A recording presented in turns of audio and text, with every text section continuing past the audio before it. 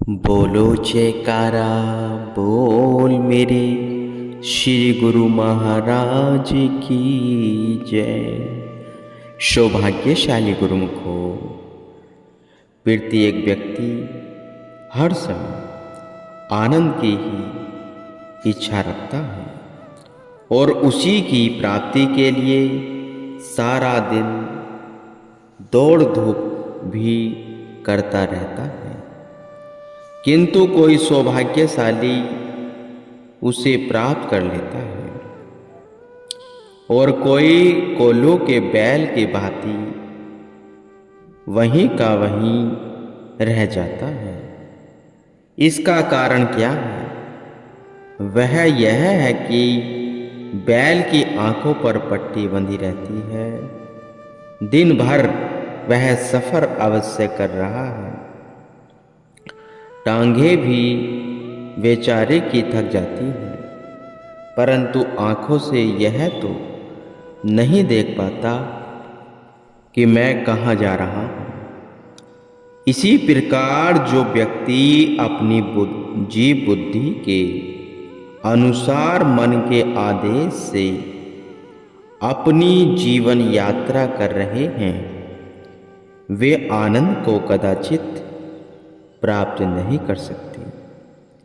इसके विपरीत जो संत सत्पुरुषों की संगति ग्रहण करते हैं, उन्हें उनसे विचार वह बुद्धि प्राप्त होती है।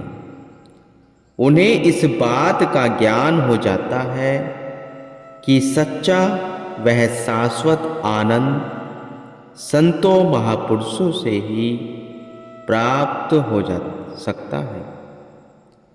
वे ही इसे सच्चे वह स्थायी आनंद के भंडारी होते हैं। वे ही जीव को युक्ति पूर्वक सन्मार्ग दर्शाते हैं। जिस प्रकार इस दृष्टांत में भी है, एक लड़का किसी महात्मा जी के पास प्रतिदिन जाता है। जो वस्तु जिसके पास होगी वह दूसरों को भी वही देगा। संतों सत्पुरुषों से सदैव सत्संग वह सदुपदेश का ही खजाना प्राप्त होता है। एक दिन वह लड़का जब सत्संग सुनकर घर आया तो उसकी माँ ने उसे कहा, ए बेटा, जाओ यह लैंप लोहार से ठीक करवा लो। लड़का अपनी माँ की आज्ञा श्रद्धार्य कर बाजार गया। बाजार में एक लोहार की दुकान पर पहुंचा और उसे लैंप ठीक करने के लिए कहा। लोहार ने ठीक करने के पश्चात अपनी मजदूरी मांगी। उस लड़के के पास पैसे तो थे नहीं, इसलिए उसने दुकानदार से कहा, मेरे पास तो संतों के वचनों के अतिरिक्त और कुछ भी नहीं है। अनमोल वचनों का ही धन मेरे पास है। वे एक दो वचन ही तुम्हें सुना देता हूं, तो तुम्हारे परिश्रम का मूल्यांकन हो जाएगा। लोहार बोला, संतों महात्माओं के वचन मेरे किस काम के? मुझे तो अपने परिवार के जीवन निर्वाह के लिए पैसों की आवश्यकता है। उनके वचनों से मेरा क्या बनेगा? उनसे मुझे रोटी कपड़ा तो नहीं मिलेगी।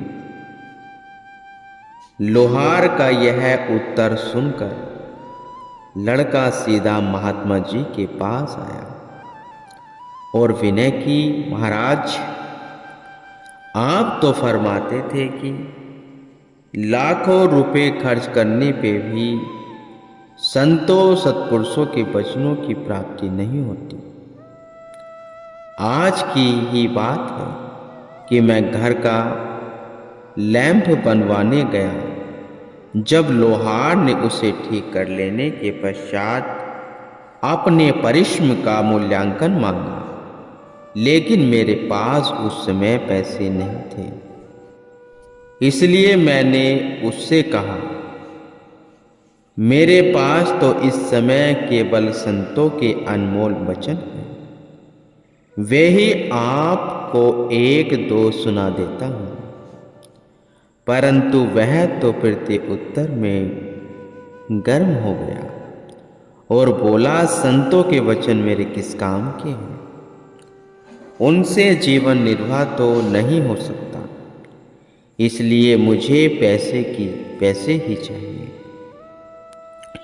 लोहार के उत्तर को सुनकर मैं भ्रांति में पड़ गया कि जो कार्य चंद पैसों से हो सकता था वह अनमोल वचनों से नहीं हो सकता। संत महापुरुष सदैव जीव की भलाई चाहते हैं, वे नुकसान कदाचित नहीं सहन कर सकते। लड़के का भ्रम निवारण करने के लिए उन्होंने और युक्ति सोची। महात्मा जी ने लड़के को एक लाल देकर कहा, जाओ इस लाल के बदले सब्जी ले आओ। महात्मा जी की आज्ञा स्वीकार कर वह बाजार गया और सब्जी वाले से कहा, भैया यह लाल ले लो और इसके बदले में जितनी सब्जी मिल सकती हो उतनी ही दे दो। सब्जी वाले ने वह लाल उसके हाथ से लेकर दूर फेंक दिया और कहा कि इस पत्थर के बदले में भी कहीं सब्जी मिलती है, ये पत्थर मेरे किस काम का आएगा? पैसे लाओ, सब्जी ले जाओ। लड़का अपना लाल उठाकर महात्मा जी के पास वापस लौट आया और सारा वृत्तांत कह सुनाया। प्रति उत्तर में महात्मा जी ने फरमाया, दोबारा जाओ, कोशिश करो। अच्छा, आपकी बार जाकर एक दिया सलाई ले आओ। लड़के ने सोचा, यह तो अवश्य मिल जाएगी, क्योंकि यह छोटी एवं सस्ती वस्तु है। इसी खुशी में अब तो आज्ञा पूर्ण हो ही जाएगी। वह बाजार में दिया सलाई खरीदने के लिए निकल पड़ा, परंतु दिया सलाई वाले ने भी यही उत्तर दिया कि पत्थरों की भी कहीं कीमत पड़ती है। बेचारे की खुशी पर पानी फिर गया। निराश होकर इतना सा मुंह लेकर वापस आ गया। महात्मा जी के चरणों में लाल रखकर विनय की, महाराज यह आपका दिया हुआ लाल आपके चरणों में ही समर्पित करता हूँ। मुझे तो इसके बदले में कोई भी वस्तु नहीं मिली।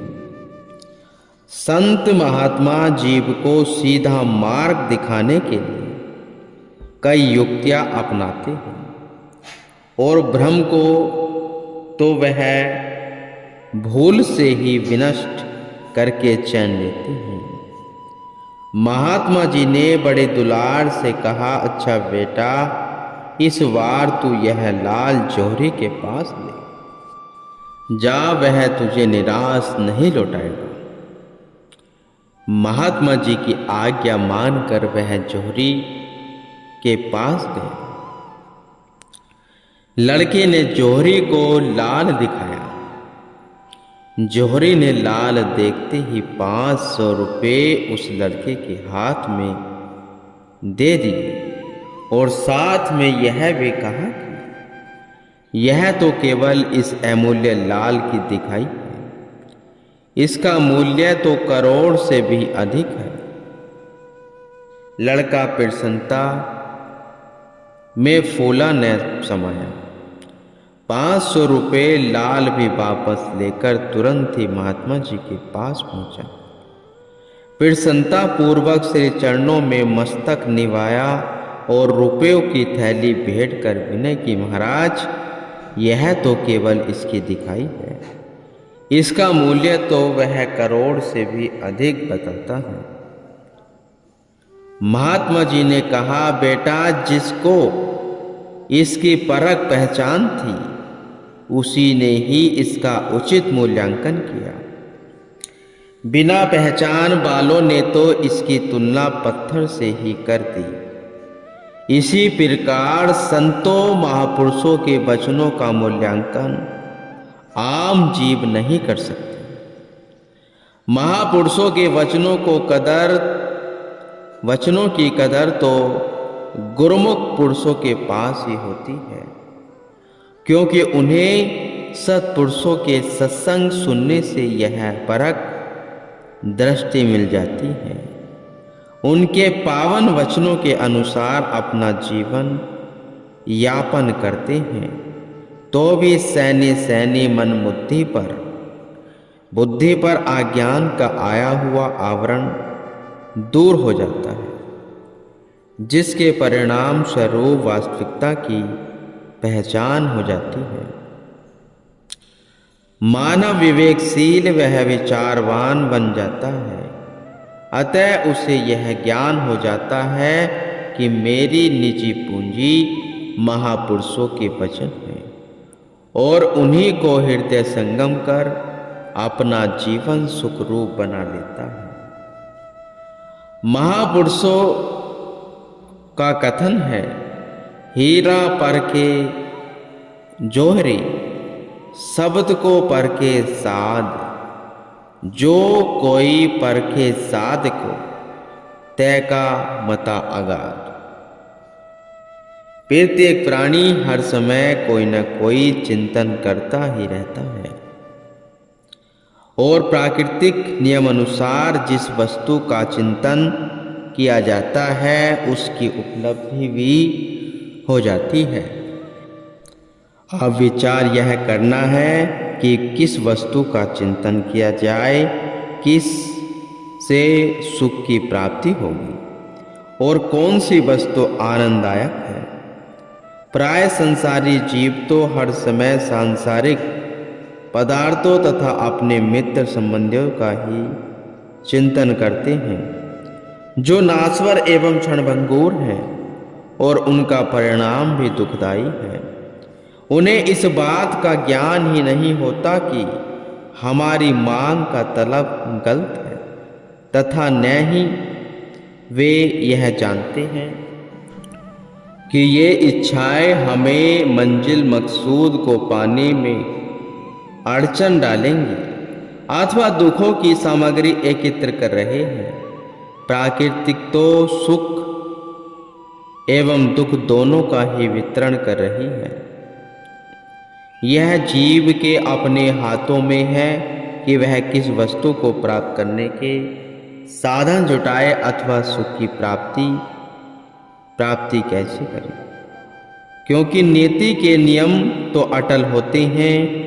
मनुष्य जिस वस्तु की ख्वाहिश वह लगन रखेगा वही उसको प्राप्त होगी। एक बार वैकुंठ धाम में विष्णु भगवान शेषनाग की सैया पर विश्राम कर रहे थे और लक्ष्मी जी उनके चरण दबा रही थी। चरणों की सेवा करते उनकी दृष्टि संसार के जीवों की दुखी अवस्था पर जा पड़ी। कोई तन से दुखी तो कोई मन से और कोई बेचारे उदार पूर्ति के कारण दर दर भटक कर परेशान हो रही हैं। संसारी जीवों की ऐसी दीन दशा देखकर लक्ष्मी जी को अति करुणा तो आई और गहरी सोच में पड़ गई। भगवान तो प्रत्येक की पल पल में परिवर्तित होने वाली मन स्थिति को जानते हैं।